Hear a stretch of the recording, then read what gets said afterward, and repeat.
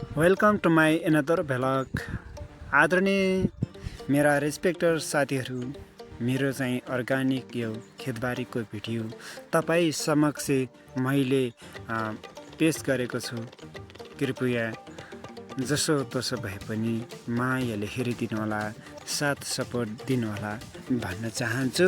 र यो मैले आफ्नै अर्ग्यानिक आफ्नै खेतबारीको भिडियो चाहिँ काम गर्दाखेरिको त्यो भ्यू चाहिँ तपाईँहरूको माझमा मैले थोरै भए पनि देखाउन गइरहेको छु। मायाले हेरिदिनु होला, धन्यवाद।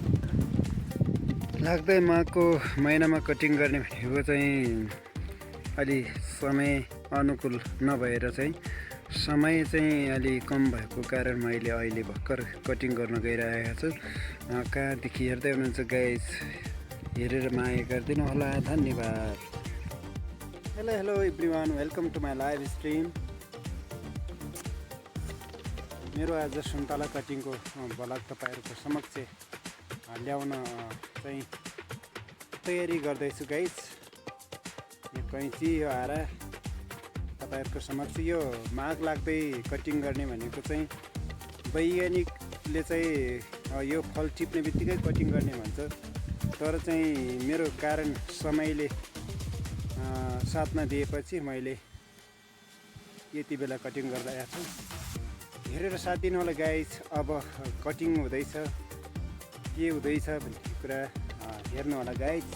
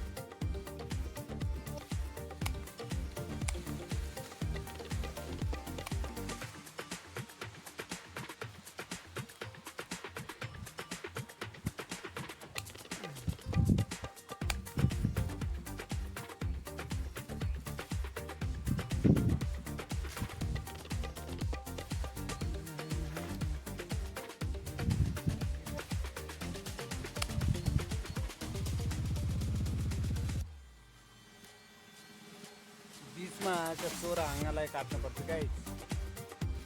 बिचमा पलाएको चोर हाँगा कसरी चिनिन्छ भनेपछि लामो काँडा भएको गाइस काट्नुपर्छ।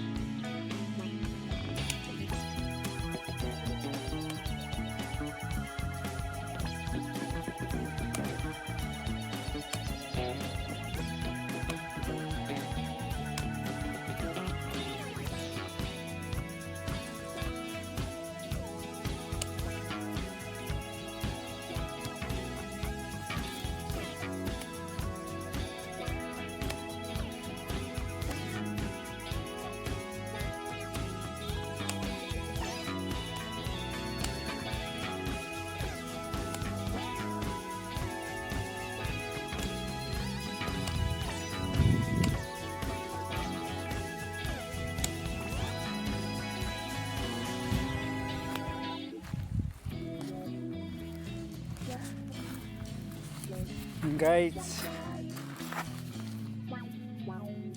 यसरी काटिएको छ। यसरी गाइज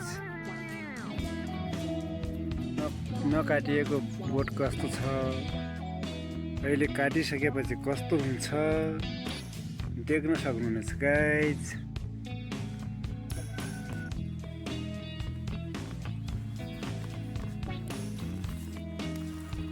कस्तो देखिँदैछ गाइज। यो काट्दाखेरिमा यो काँडा हुन्छ नि, काँडा यसलाई पनि टक्क काटिनुपर्छ के गाइज। काँडाले नत्र यो चोरा हाँगाहरू उत्पादन गर्छ। यसलाई चाहिँ यसरी काटेर यसलाई टक्क बनाउनुपर्छ, नत्र यो काँडाले टिम्बरको चाहिँ काट्नु हुँदैन गाइज। टिम्बरको भनेको पानी सञ्चित गर्ने हुन त पानी सञ्चित गर्छ, तर सबै काँडाहरू काट्नु हुँदैन। यो अलिकति तलतिरको काँडाहरू काट्नुपर्छ गाइज।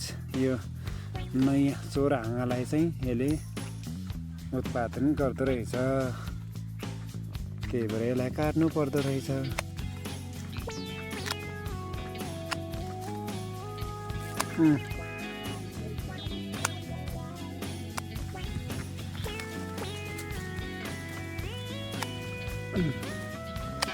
हजुरहरूले कसरी काट्नुहुन्छ आफ्नो सुझाव सल्लाह पनि मैले काट्न जानेछु भने यसरी काट्नुपर्छ है भनेर भनिदिनु होला, कमेन्टमा छोडिदिनु होला। यो पनि मेरो तालिम हुँदैछ, तालिम हुँदैछ गाइस। पहिलेको कस्तो थियो र अहिलेको कस्तो छ, यति दामी हुन्छ। अब यसमा चुना लगाउनुपर्छ, चुना यो घाउ घाउमा चुना लगाउनुपर्छ गाइस। कति दामी देखिराखेको छ। यसरी काँडाहरू काटिदियो भने अलिकति चोरा हाँगाहरू चाहिँ आउन पाउँदैन, पलाउन पाउँदैन गाइस। यसरी काट्नुपर्छ, पुरा हावा छिर्ने गरी काट्नुपर्छ, नत्र फेरि यो फलहरू रहँदैन, गर्मीले गर्दा झर्दो रहेछ गाइस। यसरी काट्नुपर्छ आफ्नो स्टाइल गाइस, आफ्नो स्टाइल यसरी काटिएको छ गाइस। अब अरू बुटाहरू देखिँदैछन्, उता टन्न छन्, पर पनि छन् त्यो देखिने बुटाहरू सुन्तला हुनु गाइस। यस्तै भिडियोहरू ल्याउने बाचा गर्दछु गाइस। मायाले हेरिदिनु होला भन्न चाहन्छु। आजको सुन्तला कटिङको ब्लगमा अब जाँदा जाँदै यो सुन्तला चेक गरेर बिदाई हुने कार्यक्रम हुँदैछ।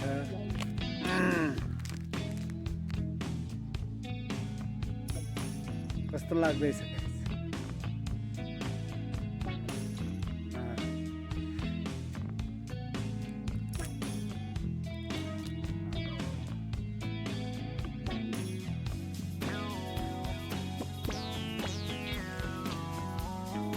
यो लास्टको कुखुरा पनि खानुपर्छ क्या, औषधि हुन्छ क्या।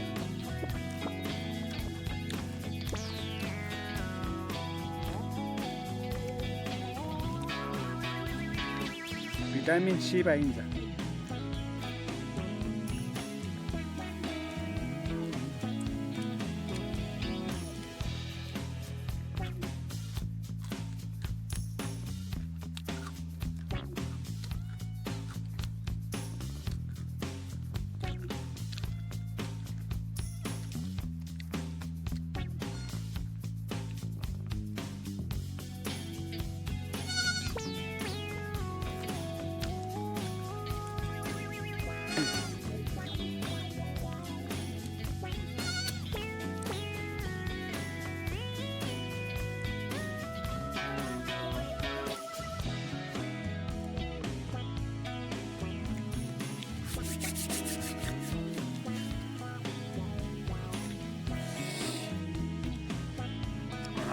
हवस् त, आजको यो सुन्तला कटिङको भ्लगबाट अब चाहिँ सुन्तलाको के गर्ने भन्ने विषयमा पनि आउँदैछ भिडियो। पछिको भिडियोको पनि वेट गर्नु होला गाइज। यो गाउँघरको अर्ग्यानिक भिडियो तपाईँहरूको समक्ष मैले मेन्सन गर्दैछु, गरेर चाहिँ आएको छु। मायाले चाहिँ हेरिदिनु होला भन्न चाहन्छु। सपोर्ट हामी सबैको हुन्छ गाइज, माया सबैको बराबर हुन्छ। सुन्तला पनि खाइयो, अन्तिम ठिकै रहेछ। गुरुभन्दा अत्याधिक गुलियो हुँदो रहेछ गाइज। अब अर्को भलकमा भेट्ने बाचा गर्दै म सन्दीप थापा बिदा हुन्छु।